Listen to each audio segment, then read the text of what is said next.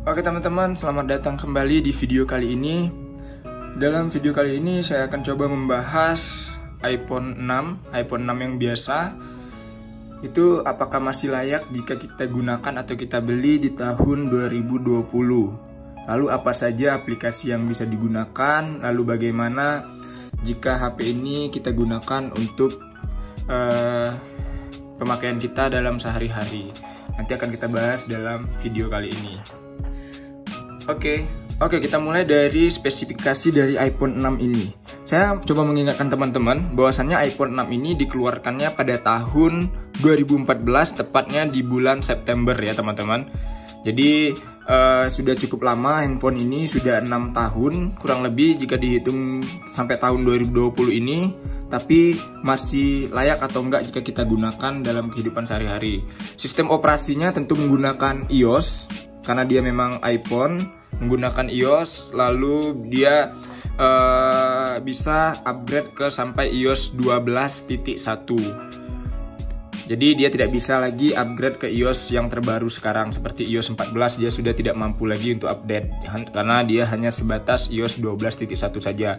Dia seperti iPhone pada umumnya, dia nano SIM. Lalu chipsetnya menggunakan Apple A8.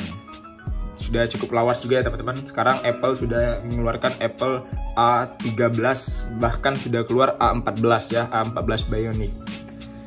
Lalu untuk storage-nya handphone ini itu 32 GB, tapi bisa ada yang sampai 128 GB, tapi yang khusus handphone ini hanya 128 GB.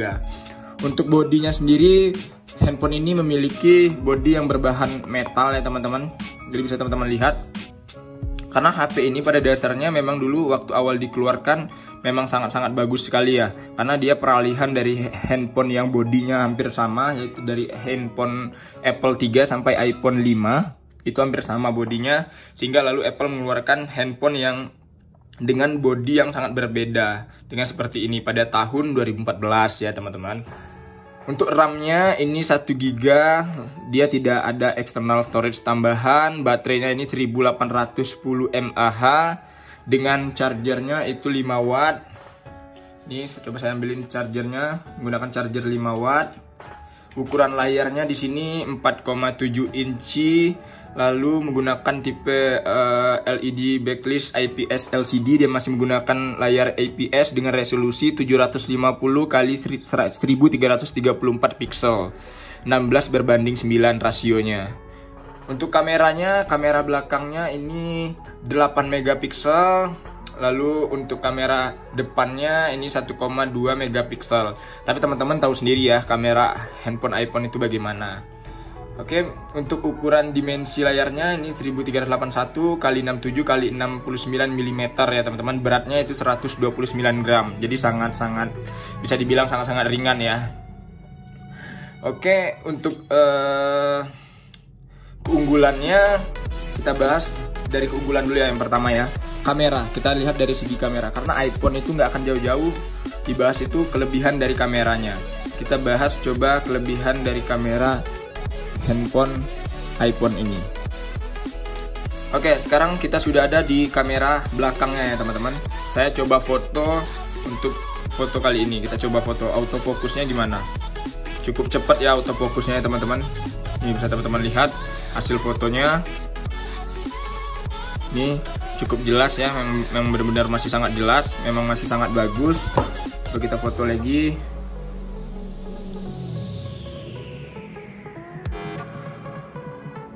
Ini bisa teman-teman lihat, masih sangat jelas.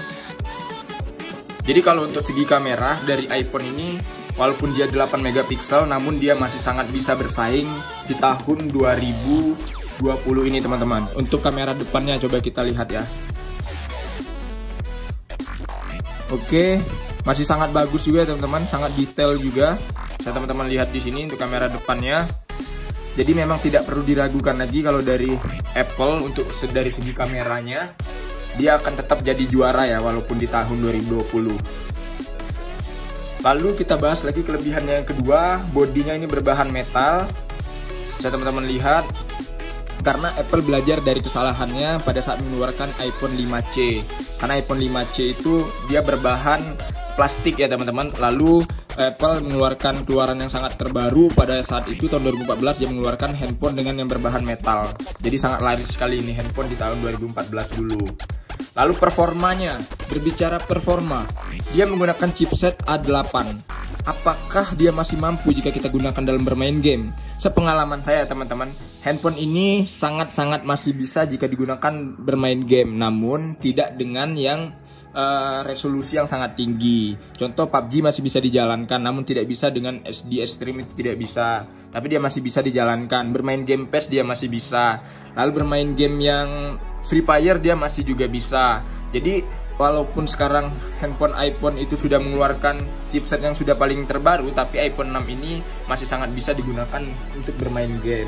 Untuk memori penyimpanannya, di sini cukup kalau dalam kehidupan sehari-hari ya di tahun 2020, kalau iPhone 6 ini saya sarankan sih bagi teman-teman harus memiliki 2 handphone ya. Satu handphone yang benar-benar untuk teman-teman gunakan untuk menyimpan segala sesuatu. Kalau untuk iPhone ini mungkin untuk teman-teman gunakan sebagai sosial media saja ya teman-teman. Karena memori yang di sini kalau untuk HP ini hanya 32 GB. Namun ada juga handphone iPhone 6 itu yang 128 GB. Kalau teman-teman mau beli aja yang 128 GB, karena untuk menunjang keseharian kita itu kita perlu memori yang besar ya. Kalau untuk handphone ini hanya 32 GB, jadi dia tidak cukup untuk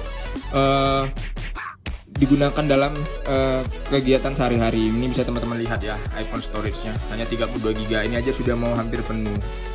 Jadi teman-teman kalau mau membeli handphone itu minimal 128 GB ya. Oke, untuk desain layarnya, berbicara desain layar, ini memang masih menggunakan desain layar iPhone yang cukup lawas ya teman-teman. Namun di tahun ini pun Apple masih berani mengeluarkan desain dengan bezel yang cukup tebal ini ya. Karena pada umumnya sekarang Apple sudah mengeluarkan bezel yang sudah tipis seperti ini. Jadi menurut saya handphone ini masih cukup bagus ya, walaupun bezelnya udah besar. Bahkan Apple pun masih mengeluarkan iPhone SE generasi kedua dengan desain yang hampir sama seperti ini. Dan untuk jaminan awet dan tahan bantingnya, handphone ini menurut saya benar-benar sangat awet ya. Ini sudah berapa kali jatuh tapi masih tetap tahan ya, karena memang bahannya ini bahan metal, bukan seperti bahan-bahan keluaran iPhone terbaru yaitu cenderung ke bahannya kaca. Kali ini masih bahan metal ya teman-teman.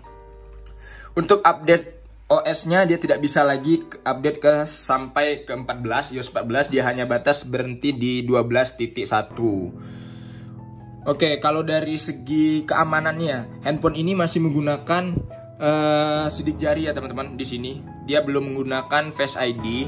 Jadi bagi teman-teman yang masih senang menggunakan handphone dengan Face ID, jadi saya sarankan handphone ini masih sangat-sangat cocok untuk dibeli ya teman-teman. Mungkin itu saja sih kelebihan dari handphone ini. Kalau dalam bermain sosial media dia lumayan cukup mumpuni ya teman-teman. Ini bisa kita buka IG ya, dia masih bisa menjalankannya dengan sangat baik. Nih coba kita buka YouTube juga. Walaupun memang sudah ada nggak seperti dahulu ya teman-teman, ini sudah cukup lambat. Coba kita buka YouTube kita, sekalian kita menggunakan kita mengecek speakernya, karena speakernya masih mono, belum dual speaker ya. Coba kita cek YouTube dari saya, teman-teman bisa dengarkan suaranya. Oke teman-teman, kita lanjut dalam video. Di sendal pada umumnya di Adidas kita tidak mendapatkan kotak yang seperti kita membeli sepatu. Kita tidak mendapatkan. Oke, untuk nonton video ini juga masih sangat bagus ya. Teman-teman lihat sendiri, bisa sampai 180 juga, memang masih sangat-sangat bagus. Berarti menurut saya handphone ini masih sangat-sangat cocok teman-teman beli di tahun 2020. Tapi dengan catatan bezel yang masih tebal ini mungkin cukup menjadi kekurangannya. Kalau untuk pemakaian sehari-hari ini juga masih tidak apa-apa ya, tidak cukup mengganggu juga bezelnya. Lalu kekurangan selanjutnya dia masih menggunakan chipset A8. Lalu memori yang di handphone ini masih cukup kecil karena dia hanya 32 GB. Lalu dari segi kamera ini tidak ada kekurangan sama sekali. Mungkin dari segi kalau memang teman-teman mau bermain game yang berat-berat, mungkin handphone ini sudah tidak mampu lagi menampilkan resolusi atau layar grafik yang bagus. Itu tidak bisa lagi dia dalam grafik yang paling tinggi, dia tidak bisa. Dia hanya batas di grafik yang standar.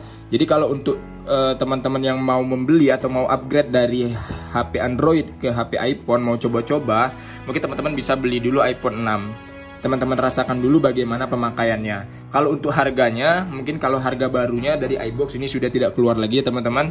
Mungkin teman-teman bisa membelinya di toko-toko handphone iPhone yang second. Mungkin sekarang secondnya untuk iPhone 6 yang biasa ini dari harga 1.200.000 sampai 1.500.000 itu ada teman-teman, tergantung memori internalnya berapa. Jadi mungkin itu saja review dari saya. Mungkin dari teman-teman ada yang tambahan, mungkin teman-teman mau menambahkan experience teman-teman menggunakan iPhone 6 biasa ini di tahun 2020, bisa teman-teman tulis di kolom komentar ya. Sekali lagi terima kasih telah menyaksikan. Jika teman-teman suka, like video ini, jangan lupa subscribe dan komen.